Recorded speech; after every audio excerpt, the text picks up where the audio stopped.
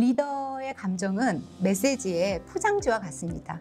이 포장지가 찢어져 있으면 아무리 좋은 메시지를 담아도 제대로 전달되기는 매우 어렵습니다. 따라서 중요한 메시지를 전달하실 때는 감정을 좀 잘 관리하면서 내가 전달하고자 하는 메시지에 조금 더 집중해 주시면 좋겠습니다.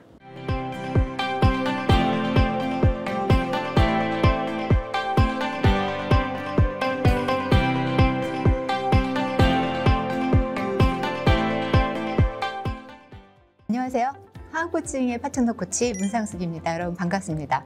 오늘은 질문을 하나 드리면서 시작해 볼까 해요.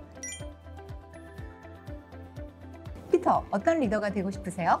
저는 변하지 않는 비전과 목적을 가지고 중심을 지키면서 조직을 이끌어가는 그런 리더가 되고 싶습니다. 변하지 않는 중심을 가지고 조직을 이끌어가는 리더.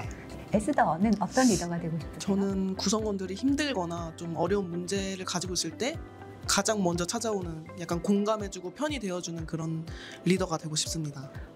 네. 좋은 리더가 되실 것 같아요. 많은 리더분들이 중심을 잡아주는 것, 공감해주는 것, 이런 리더의 모습에 관심이 많으시고, 또 코칭 현장에서 코칭 목표로 많이 말씀하시는 게 소통 잘하는 리더예요. 소통을 잘해서 구성원들을 성장시키는 리더. 근데 막상 그 사무실 현장에 가면은 만만치가 않습니다. 회의실 문 닫고 나오면 우선 화가 오릅니다.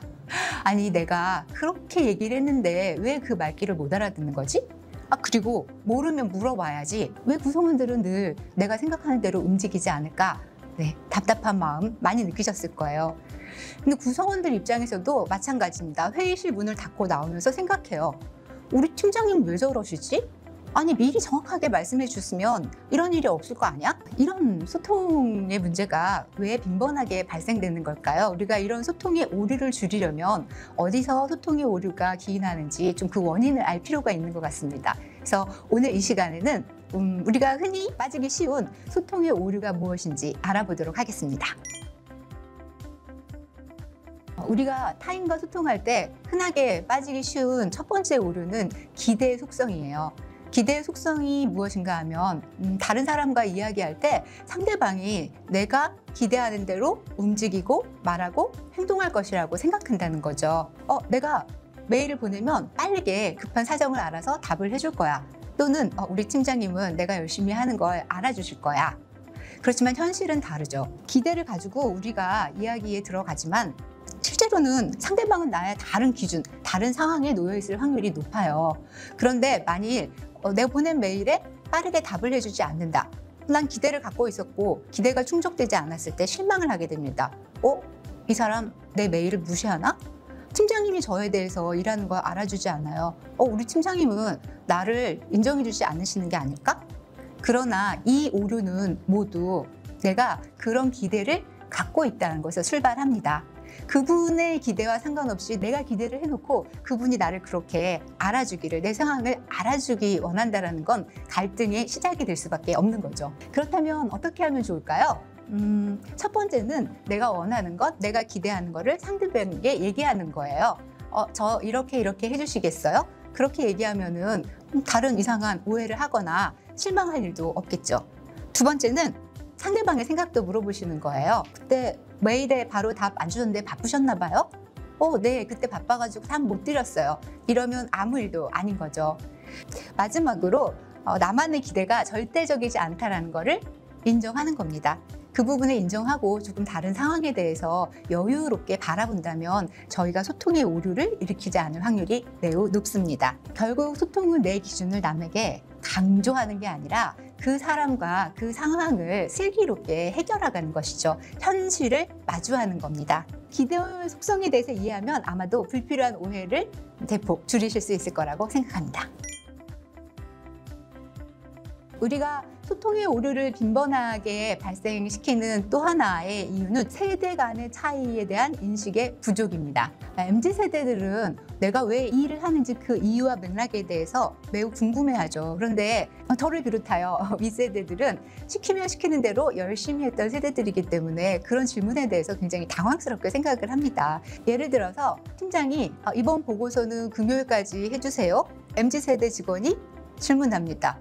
팀장님, 저희 보고가 화요일인데 월요일까지 해도 되지 않나요? 당황스러우시죠? 그런데 이 직원은 따지려고 하는 거는 아니에요. 그냥 생각하기에 효율과 여러 가지 합리성을 생각하면 그 정도 일정도 충분한데 왜 먼저 보시자고 하는 걸까가 궁금합니다. 재미있는 상황이 하나 있습니다. 팀장님이 퇴근하실 때 직원들에게 말씀을 하셨어요. 거래처 오늘 저녁 약속 때 한 명이 더 나온다는데? 아마 여러분 같으면은 같이 가자는 얘기구나 라고 금방 이해하셨을 거예요. 그런데 이 얘기의 반응은 세 가지로 나올 수 있다고 합니다. 지금 말한 것처럼 팀장이 같이 가자고 하시는구나. 또 다른 MZ세대는 생각을 합니다. 퇴근 시간인데 이건 뭐 가도 되고 안 된다라는 얘기겠지? 라고 해석을 해요. 세 번째 재밌습니다. 팀장님 왜 혼잣말 하실까? 그리고 진짜 생겨서 밖으로 나간다고 합니다. 네, 세대 차이는 이런 것 같습니다. 같은 말을 해도 세대가 인식하는 내용이 달라질 수 있다. 남자와 여자만큼 이 세대 차이도 간극이 있는 것 같아요. 이런 간극에서 오해를 줄이고 소통의 오류를 줄이려고 하면 상대방에서 잘 알아야 되는 거는 기본이 아닐까 생각합니다. 네, 세 번째 소통의 오류를 발생시키는 거는 가정의 불일치예요. 가정의 불일치는 우리가 대화를 시작하기 전에 상대방이 이 정도는 당연히 알고 있겠지라는 가정을 가지고 생략을 하기 때문에 소통의 오류가 생긴다는 것이죠. 예를 들어서 팀장님이 보고해라고 말을 하셨을 때 팀장님의 머릿속에서는 PPT에 딱 앉혀서 하는 보고를 생각하셨을 거예요.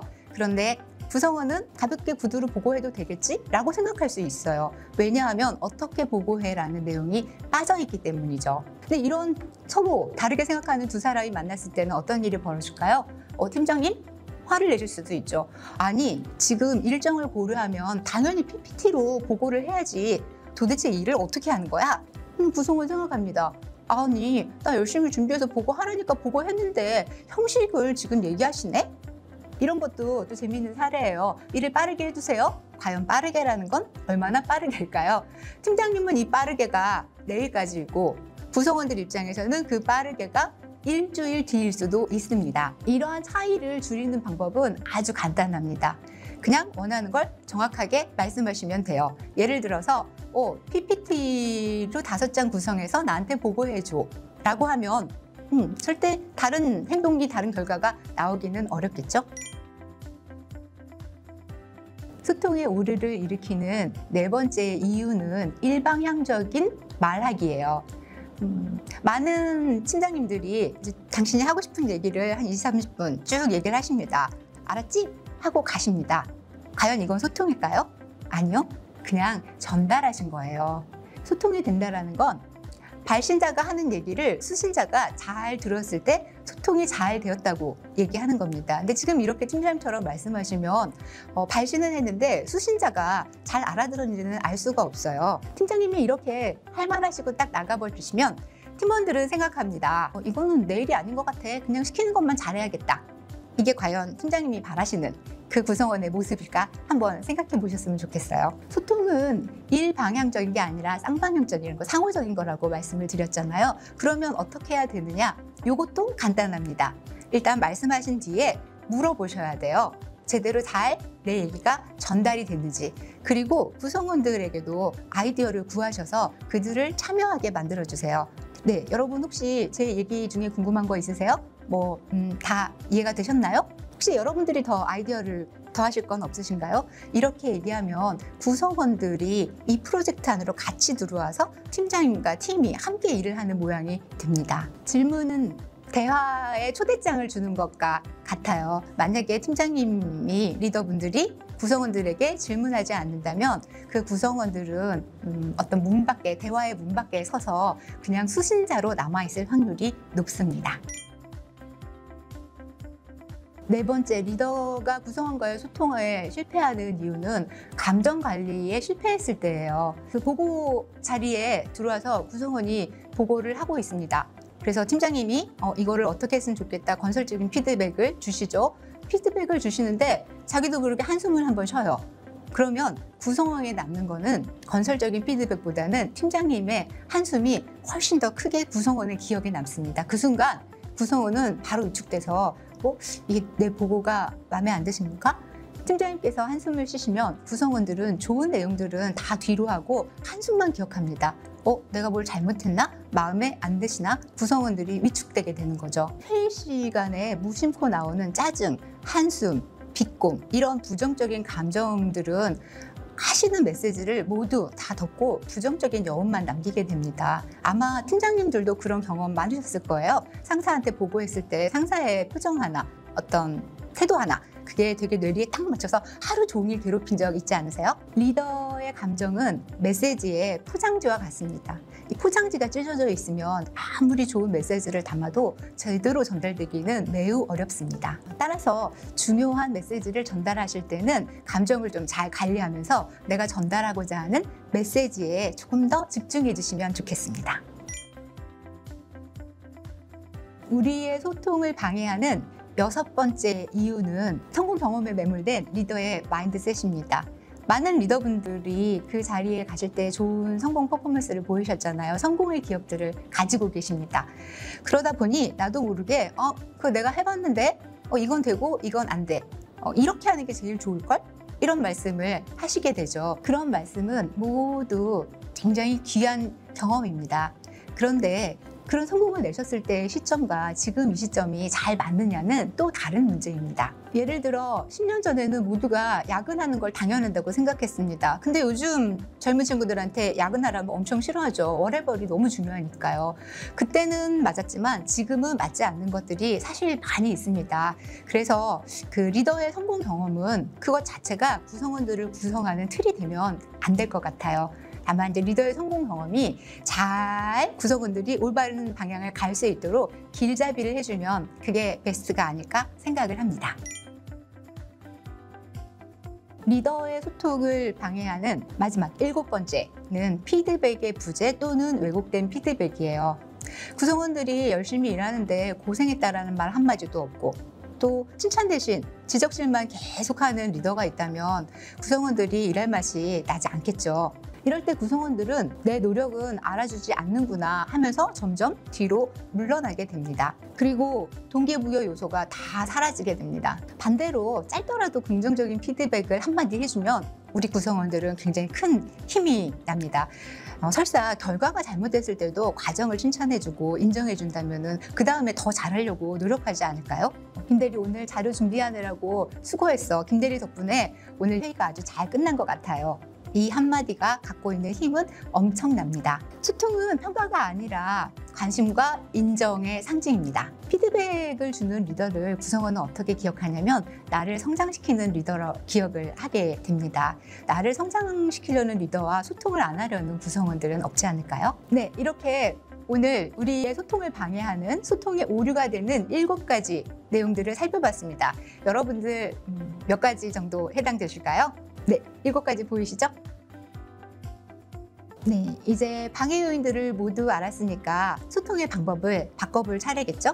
전체적으로 살펴보면은 소통은 어떤 기술이 아닌 것 같아요. 그냥 리더가 갖고 있는 태도의 총합이 아닐까 생각을 합니다.